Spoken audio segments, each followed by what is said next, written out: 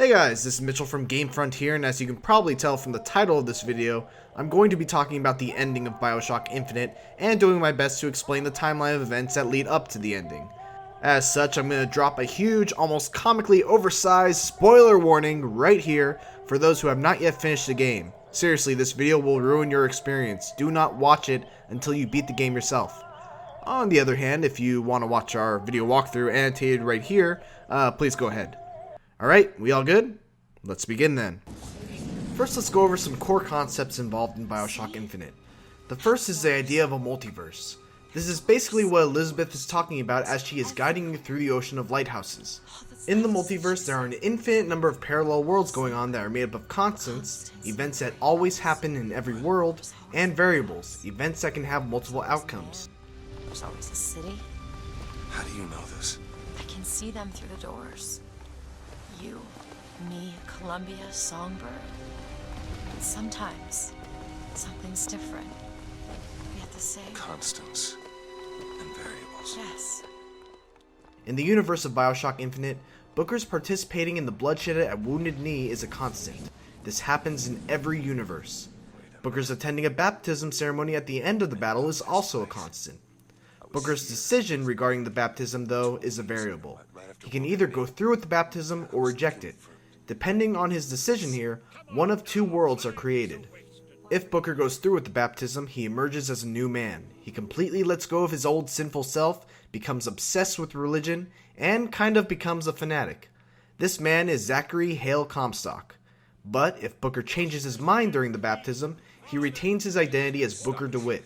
He joins the Pinkertons and has a baby, but then the mother dies, leaving Booker as a single parent to his daughter, Anna DeWitt. Now that we've established how Booker and Comstock are technically the same person in two very different worlds, let's focus on the timeline of events in Bioshock Infinite's story. Comstock works with Rosalind Lutece, a quantum physicist, and together the two create the floating city of Columbia. In addition to creating a city that floats in the sky, Lutece also creates a device that opens tears in the multiverse, allowing one to peer into another world.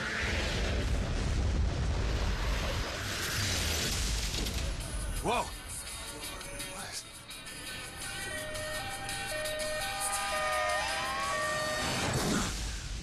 Comstock uses this to make himself appear to be a prophet in the people's eyes, which eventually leads them to thinking that he's some sort of god.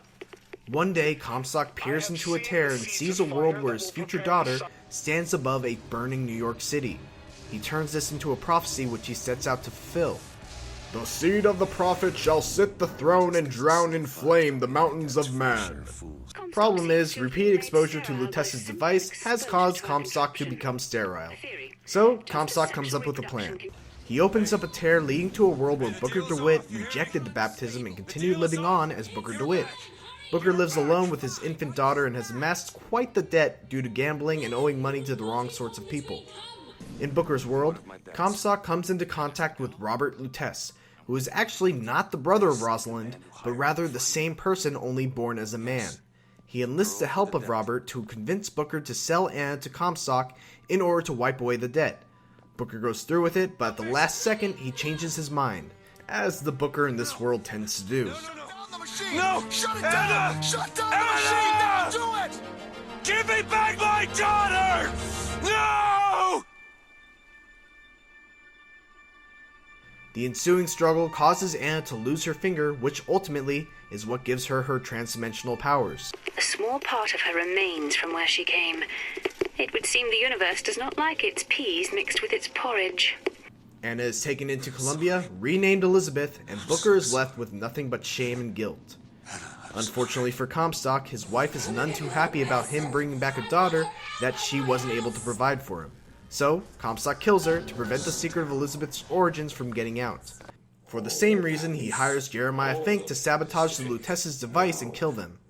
Fink partially succeeds. While he puts an end to the Luteces in that particular world, the accident actually causes the Luteces to transcend reality and become freely able to travel the multiverse. Feeling a sense of unfinished business, the Luteces decide to give Booker a chance at redemption by taking Booker out of his world and placing him into Comstock's world. This causes some confusion in Booker's brain as it struggles to create memories to justify why he's in that world. away the debt. Bring us the girl. Wipe away the debt. See, Bring us the he's girl. starting to put his story together. Wipe away the girl. He's manufacturing new memories from his old ones. Well, Wipe the away. brain adapts. I should know. Bring us I the girl. lived it. Wipe. The line, "bring us the girl and wipe away the debt," takes on new meaning now as he thinks it means to bring Elizabeth from Columbia back to New York. The story we play in Bioshock Infinite is not the first time the Lutesses have tried this. In fact, a total of 122 Booker DeWitts have tried and failed to retrieve Elizabeth, as evidenced by the heads and tails tally at the beginning of the game. Finally, Booker succeeds in killing Comstock, rescues Elizabeth, and destroys the siphon thanks to an extremely lucky variable that had never happened in any of the prior 122 attempts. And old Elizabeth from a grim future decided to pull Booker into her world and pass a message along that allows them to control Songbird. In other worlds, Songbird would always stop Booker from rescuing Elizabeth. With the siphon destroyed, Elizabeth regains her power and is freely able to open tears where none exist. This is how she was able to transport Songbird to the bottom of the ocean while her and Booker safely watch inside the walls of Rapture. Now here's where it gets a bit sketchy. Elizabeth brings Booker to the point in the multiverse where Comstock is created, the baptism where Booker accepts the rebirth. Upon realizing that the only way to stop Comstock is by erasing his existence, she drowns Booker in the lake. How does this cause Comstock to be totally erased from the multiverse rather than just the world that she drowned him in? Does it? Like I said, this is where it gets sketchy. From there, it really depends on how you view the multiverse and how powerful you believe Elizabeth truly is. What do you guys think? Let us know in the comments. Like it, love it, hate it. The ending of Bioshock Infinite is definitely a conversation starter, and we'd love to hear what you guys have to say. Thanks for watching all of our Bioshock Infinite coverage, and please don't forget to like, comment, and subscribe.